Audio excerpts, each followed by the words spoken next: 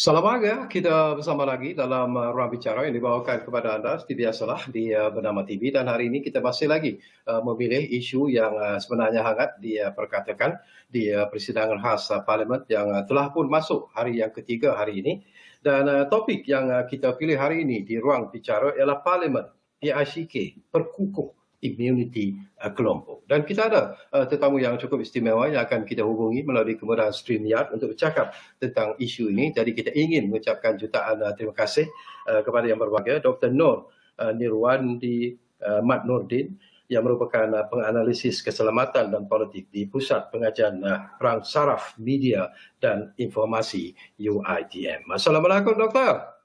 Waalaikumsalam warahmatullahi wabarakatuh. Apa khabar? Baik, alhamdulillah. Doktor sihat? Alhamdulillah. Syukur alhamdulillah. Okey. Ini topik yang hari ini hangat dibincangkan sebenarnya di persidangan khas Parlimen yang telah pun macam saya katakan masuk hari yang ketiga, dan mungkin masing-masing telah pun mendengar penerangan yang diberikan oleh Yang Berhormat Kadi Jamaluddin yang dipertanggungjawabkan sebenarnya untuk menjalankan ataupun menyelaras program imunisasi COVID-19 kebangsaan, dan sudah pastilah banyak persoalan-persoalan yang dibangkitkan. Tetapi saya nak berkongsi sesuatu yang saya kira cukup menarik sebenarnya bersama dengan doktor. Kalau kita masih ingat, hari ini Parlimen diberitahu bahawa kadar vaksinasi telah dipercepatkan dan ianya selari dengan target yang diletakkan, dan satu lagi selaras dengan situasi COVID-19 ketika ini. Dan kalau doktor masih ingat, target dulu ialah pada bulan Februari 2022 dikatakan bahawa proses vaksinasi ini akan menjadi lengkap.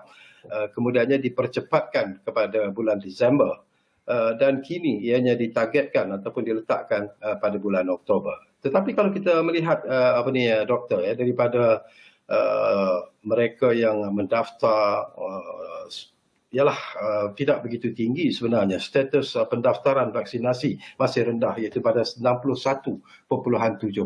Jadi apakah pada pandangan doktor bahawa target yang diletakkan ini, apakah kita boleh capai ataupun bagaimana pandangan doktor? Terima kasih. Saya rasa satu pendekatan yang baik yang telah dijalankan oleh pihak kerajaan, khususnya di bawah seliaan Yang Berhormat Kadi Jamaluddin dan juga di bawah sidang Majlis Kesihatan Negara, untuk melihat bagaimana rentas garis masa itu dapat dipendekkan. Sepatutnya kita menjangkakan pada tahun hadapan, kemudian pada penghujung tahun, dan kini pada Oktober, selaras dengan hasrat di mana ucapan Yang Berhormat pada Menteri untuk meletakkan supaya fasa keempat tu banyak negeri boleh beralih ke fasa keempat menjelang Oktober. Dan inilah satu perkara yang perlu diberi perhatian serius saya rasa, kerana juga dengan pencambahan varian baru Delta, kita sedia maklum betapa bahayanya Delta memberikan ancaman pada populasi dunia termasuk negara kita. Jadi ini memberikan satu tekanan ataupun satu rangsangan baru supaya kita mencapai satu immunity kelompok dalam satu jangka masa yang lebih pendek, Oktober. Dan saya rasa setakat ini mengambil kira dengan kadar vaksinasi yang berjaya, kita berada dalam track yang benar. Betul, walaupun pada hakikatnya masih lagi kadar vaksinasi, pendaftaran vaksinasi itu tidak mencapai 70%. Tetapi saya rasa itu merupakan satu perkara yang boleh dibangunkan dan boleh dimungkinkan. Dan mungkin ada satu cara-cara yang sesuai supaya selari dengan kadar vaksinasi yang mencapai 500,000 sehari, dan juga dengan kadar untuk mereka mendaftar, perlu ada satu strategi khusus untuk memastikan kedua-duanya berjalan secara serentak. Dan saya rasa koordinasi kedua-duanya memang penting. Saya suka bila doktor sebut tentang strategi khusus. Ini pun menjadi persoalan yang menarik juga sebenarnya doktor. Ada yang komplain, ada yang merasa tidak puas hati dengan sistem pendaftaran vaksinasi dan sebagainya, kesukaran untuk mendaftar dan sebagainya. Jadi apakah doktor melihat bahawa dengan masalah-masalah yang tiba-tiba timbul ini, ianya mungkin akan memberikan juga ancaman sebenarnya kepada target yang diletakkan oleh kerajaan? Satu perkara yang menarik kalau kita tengok dalam menangani COVID-19 ni, perkara yang paling menarik adalah halangan-halangan atau cabaran-cabaran yang sentiasa wujud dalam bentuk baru, dalam cara baru dan dalam perspektif baru. Kita lihat bagaimana pada mulanya dulu kita menangani menggunakan Akta 342, Akta Kawalan Penyakit Berjangkit, dan kemudian kita menggunakan darurat, dan kemudian kita menggunakan PKPD dan sebagainya. Dan dalam isu vaksin juga sama. Pada awalnya banyak halangan-halangan untuk mendapatkan vaksin itu, diplomasi vaksin dengan krisis sederhana dengan EU dan pelbagai cabaran-cabaran lain untuk mendapat vaksin yang punya interim report yang bagus. Dan ini sebenarnya membawa kepada pelbagai bentuk cabaran yang perlu dilakukan secara berperingkat. Dan inilah yang perlu dipahami oleh masyarakat, perlu dipahami oleh kita semua, bahawa COVID-19 ni memberikan satu bentuk perkara baru dalam kehidupan kita, di mana dia tidak boleh dijalankan ataupun dimusnahkan ataupun diselesaikan dalam satu strategi yang stereotip, yang sama. Maka di sinilah wujudnya satu bentuk idea-idea baru, inovasi, intervensi baru seperti mana PM kata semalam, 2 hari lepas, intervensi-intervensi yang berkaitan. Dan di sinilah peranan-peranan intervensi ini termasuk dalam program vaksinasi ini penting. Kalau kita hanya bersikap ambil langkah secara ringkas ataupun secara stereotyping ataupun langkah yang agak sama, tapi pada masa yang akan datang, kita lihat bagaimana perubahan pemikiran masyarakat juga terhadap vaksin juga berubah. Kerana apabila mereka mempunyai pilihan, maka mereka mula melakukan satu bentuk perkara yang mereka rasakan mereka boleh memilih. Dulu masing-masing hanya nak vaksin secepat mungkin. Tapi pada kali ini mereka ingin vaksin yang sesuai dengan cita rasa dan keadaan mereka. Dan ini merupakan salah satu aspek baru yang saya rasa yang perlu dipahami oleh semua pihak, termasuk yang mengurus dan termasuk yang nak menerima vaksin ini. Dan ini bukan sahaja saya rasa perkara yang unik dan saya rasa kita akan mencari jalan keluar dalam perkara ini secara bersama. Okey, satu lagi isu yang saya ingin dapatkan pandangan doktor lah. Kita rasa bangga jugalah kerana Malaysia telah pun diletakkan sebagai antara negara yang tertinggi sebenarnya dalam proses pemberian vaksin.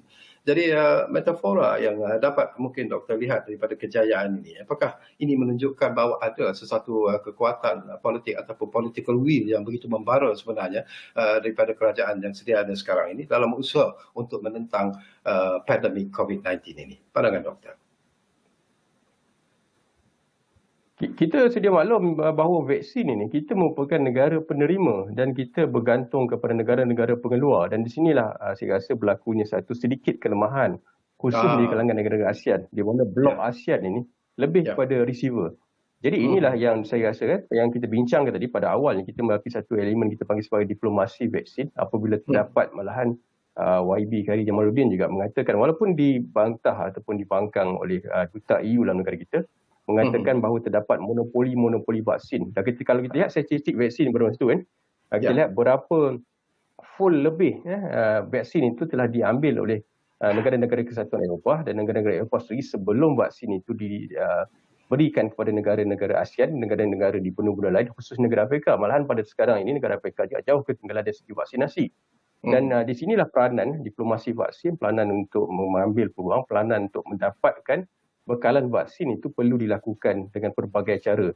Dan procurement negara itu telah terbukti berhasil walaupun pada masanya agak perlahan dan merapi cabaran-cabaran tertentu. Dan akhirnya kita berjaya. Kita adalah negara yang awal mengambil satu secara pukal vaksin Sinovac yang dikeluarkan oleh Pharmaniaga, dan kita juga antara negara-negara yang mengambil satu garis pemisah apabila kita hanya mengambil vaksin yang telah diiktirafkan oleh WHO, yang telah diiktirafkan oleh bahagian Direktorat Farmasi Negara, dan juga kita juga memastikan bahawa interim report itu datang dengan satu keyakinan sebelum proses vaksinasi itu berlaku. Dan ini sebenarnya di belakang tu, sebelum vaksinasi itu sampai ke negara kita, kena ada satu tekanan politik, satu diplomasi vaksin, satu hubungan yang baik dengan negara-negara pengeluar vaksin dan juga dengan COVAX khususnya untuk memastikan vaksin ini sampai ke negara kita dan pergi pada masyarakat pada hari ini. Baik, sesuatu yang menarik jugalah hari ini, ahli Parlimen Sepangah doktor, dia mengatakan bahawa wujud istilah anak tiri dalam proses vaksinasi ini, sejauh mana betul ataupun tidak je andaian ataupun persepsi dan juga pandangan seperti ini, doktor? Ini perkara yang saya rasa yang dibangkitkan. Parlimen kita tahu apa yang terjadi pada Parlimen, perdebatan dalam Parlimen dan pandangan-pandangan dalam Parlimen itu penting supaya dapat diselesaikan masalah-masalah yang dapat dikenal pasti. Dan statement itu mempunyai kebenaran pada dalam satu asas kebenarannya, tapi dari segi pengelolaannya juga perlu dilihat. Kerana kita sedia maklum apabila vaksinasi ini perlu diberikan dalam 2 dos, maka perlunya wujud satu jaringan PPV yang baik. Di sinilah berlakunya satu isu demografi, isu landscape khususnya di Sabah Sarawak, khususnya kawasan-kawasan pendalaman. Dan di Semenanjung walaupun landscape-nya agak ada je landscape yang bentuk kawasan-kawasan rural area pendalaman yang sukar untuk ditembusi, tetapi secara kolektifnya ataupun secara average mudah untuk mencapai kumpulan sasaran. Dan di Sabah ini perlu ada satu bentuk perancangan. Kerana kalau kita lihat Pfizer dan Sinovac, dua vaksin yang digunakan pada hari ini, tempoh dia agak rapat. Selang lebih kurang 2 minggu hingga ke 21 hari untuk dos pertama dan dos kedua berbanding AstraZeneca yang agak jauh. Jadi di sinilah timbul satu analisa yang saya rasa yang dimaklumkan juga saya rasa di media, bagaimana untuk mencadangkan supaya Sabah ni berikan satu dos, suntikan satu dos supaya tidak timbul masalah pengelolaan PPV, masalah untuk sampai pada kawasan target dan sasaran, kerana mempunyai satu demografi kawasan yang amat luas dan besar, dan kepelbagaian landscape ataupun kawasan-kawasan yang perlu diterogai untuk mencapai vaksin ini.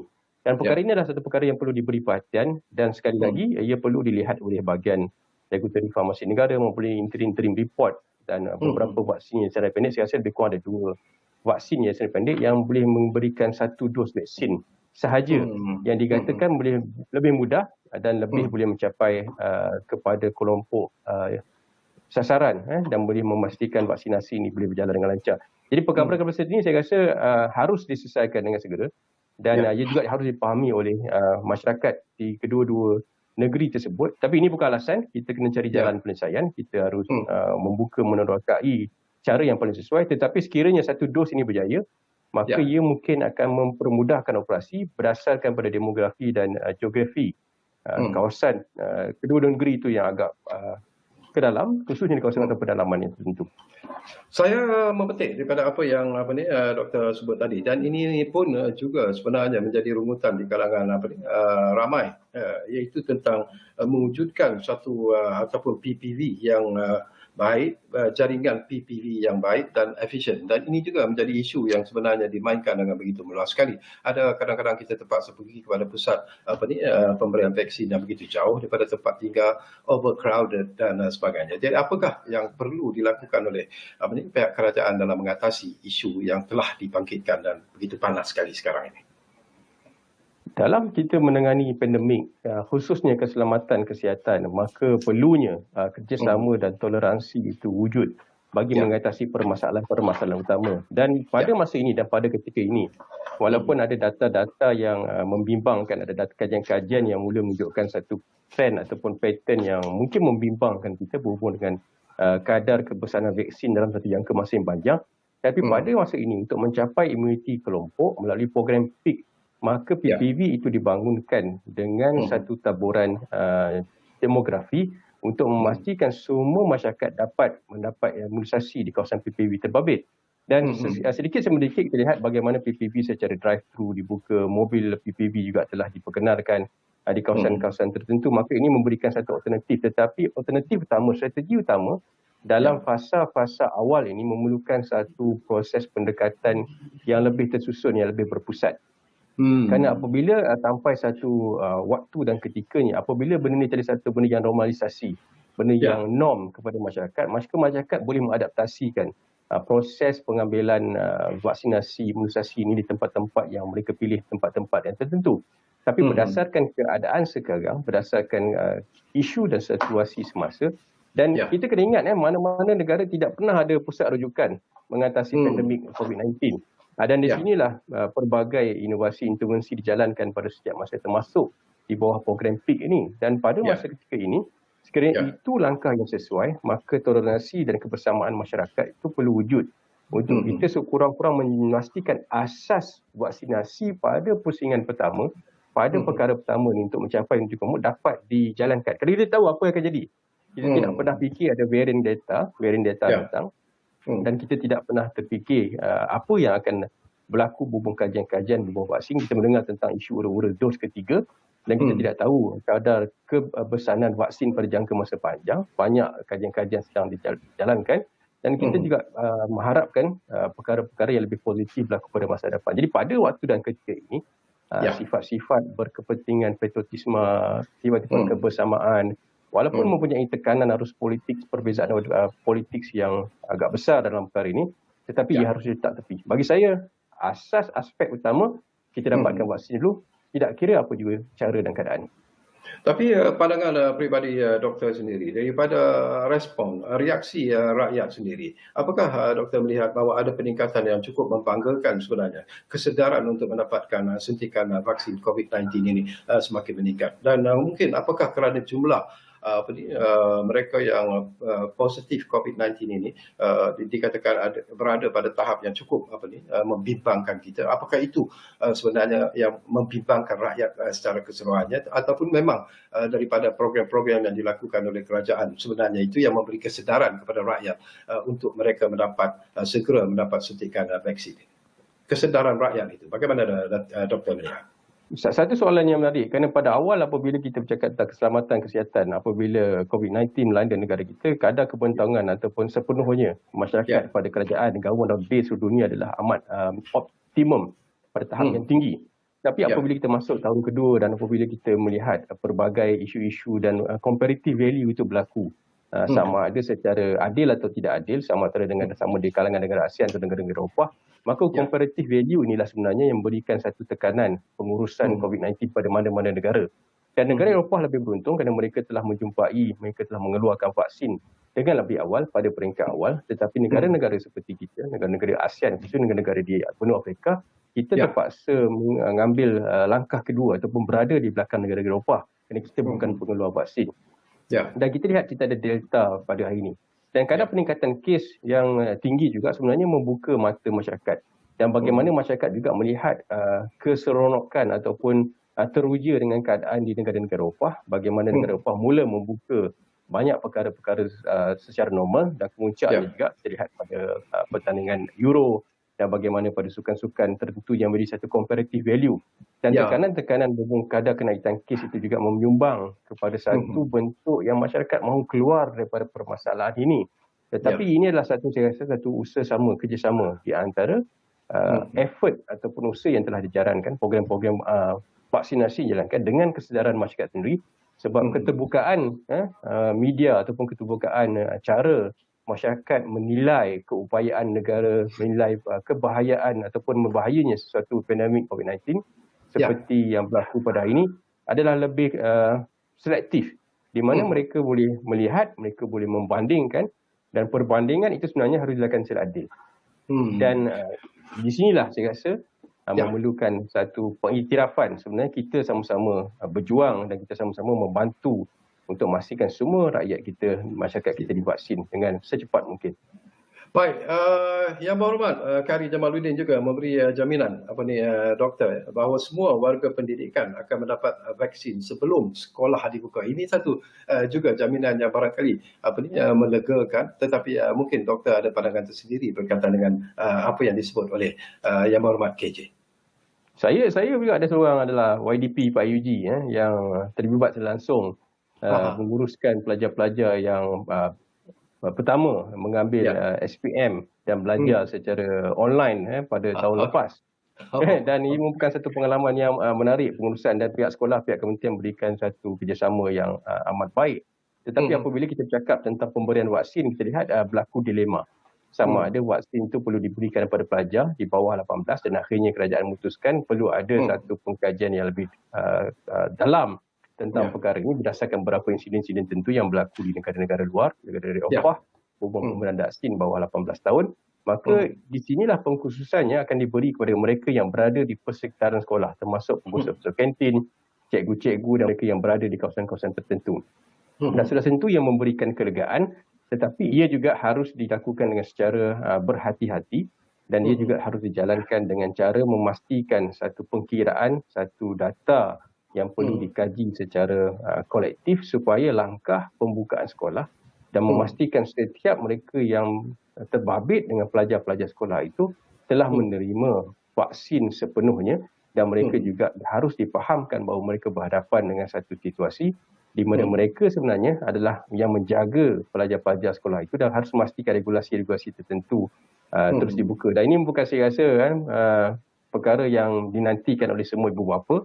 Tetapi keterujaan itu harus dilihat dalam satu bentuk yang juga lebih berhati-hati, kerana kita tidak mahu berlaku satu perkara yang akhirnya akan memberikan tekanan balik kepada pihak pengurusan, khususnya dalam pentadbiran sekolah, kerana kanak-kanak atau pelajar-pelajar remaja yang belum divaksin ini adalah mereka yang perlu dilihat tentang kebajikan mereka, dan untuk itu persekitaran itu perlu divaksin secara sepenuhnya. Baik, saya nak ajak sedikit berkongsi sesuatu yang mungkin dianggap menarik juga lah. Ini berkaitan dengan tulisan doktor sendirilah mengenai apa yang disebut sebagai pulse oximeter, iaitu alat membaca kadar oksigen dalam darah. Dan dalam tulisan tersebut, doktor menyarankan supaya kerajaan mungkin boleh membekalkan pulse oximeter ini kepada rakyat. Tetapi kenapa doktor merasakan bahawa ini sesuatu yang perlu dilihat secara serius oleh kerajaan sebenarnya? Dalam kita menyelesaikan pandemik COVID-19, keselamatan kesihatan, kita lihat kita berada dalam sesi online dan kita juga mendapatkan satu input yang baik dalam perkongsian secara talian. Jadi intervensi dan inovasi ini perlu selalu bertukar, kerana kita tidak pernah menjangkakan kita akan menghadapi varian Delta yang lebih membahayakan daripada apa yang berlaku sebelum ini. Dan kita tidak tahu apa akan berlaku pada masa hadapan. Dan yang membimbangkan dalam COVID-19 apabila ia berkaitan secara terus dengan kes dan kadar kematian. Dan terdapat banyak juga isu-isu kadar-kadar kematian walaupun dalam jumlah yang tidak besar, tetapi mendai membahayakan ataupun memberikan kerisauan kepada masyarakat apabila brought in death itu agak tinggi. Mereka yang baru telah meninggal dunia. Dan salah satu basic pada perkara ini adalah memberikan satu kemudahan asas kepada masyarakat, membekalkan mereka yang telah disahkan menghadapi COVID-19 dengan pulse oximeter supaya mereka boleh menilai apakah kandungan oksigen mereka pada masa itu. Dan itu asas pertama dalam tulisan saya. Asas keduanya, sekiranya perlu, sekiranya mereka terbukti memerlukan satu proses, maka mereka juga harus dibekalkan dengan tabung oksigen. Yang mana unit-unit pengawalan pembekalan oximeter dan oksigen ini boleh terjadi daripada staf-staf ataupun pakar-pakar daripada sistem sokongan daripada Kementerian Kesihatan, daripada pasukan-pasukan kesihatan, makan daripada pelajar-pelajar peralatan kolej swasta dan kolej awam, sukarelawan bomba, ATM, wataniah dan sebagainya. Kerana mereka ini perlu dipantau secara berkala dan mereka juga akan diberikan kit kendiri supaya sekiranya mereka menghadapi COVID-19, mereka boleh menganalisa apa yang berlaku dalam diri mereka, dan kepentingan asas adalah untuk mengenal pasti kandungan oksigen dalam badan. Kiranya kurang, perlu oksigen tambahan perlu diberikan dengan satu pemantauan berkala daripada tim yang datang secara PPE. Kerana kita tidak tahu pada masa depan, sementara kita menunggu imuniti kelompok ini berlaku, adakah kes peningkatan akan menaik? Adakah akan berlaku lagi kadar kematian yang tinggi? Jadi di sinilah satu intervensi yang mungkin bersifat short term dan kita tidak tahu mungkin akan bersifat long term. Harapnya bersifat short term. Supaya intervensi dan intervensi seperti ini dapat membantu mengurangkan casualty, kadar kematian dan kadar yang pesakit COVID-19 yang boleh menjadi lebih serius walaupun pada peringkat awalnya mereka tidak serius. Tapi inilah saya rasa asas-asas perlu diterokai oleh semua pihak, dan kerjasama untuk mendapatkan input-input seperti ini perlu dinilai oleh pelbagai pihak. Khususnya kita ada Greater Task Force Klang Valley, kita ada CITF, Pasukan Bertindak COVID-19 dan sebagainya. Dan rangkaian-rangkaian seperti ini harus terus bekerjasama dengan pelbagai pihak untuk mencetuskan intervensi-intervensi ini. Kerana dalam menghadapi varian baru, ancaman baru, pendekatan baru, kita menghadapi perang baru, musuh baru, pendekatan itu juga harus bertekar supaya at least ada satu cara yang boleh memastikan asasnya. Kalau boleh kita nak melihat pada kadar kematian lebih rendah dan pengurangan kes yang bertukar menjadi kronik, khususnya mereka yang berada dalam situasi safe kendiri ataupun HSO duduk dalam pemantauan kendiri di rumah. Itu asas kepada tulisan saya yang saya rasa kemungkinan besar boleh dilaksanakan dengan kerjasama daripada pelbagai pihak, termasuk daripada pihak hospital swasta dan sekurang-kurangnya yang dibentuk, diketuai oleh unit KKM itu sendiri. Baik, kita tinggal lebih kurang 2 minit saja lagi masa sebenarnya.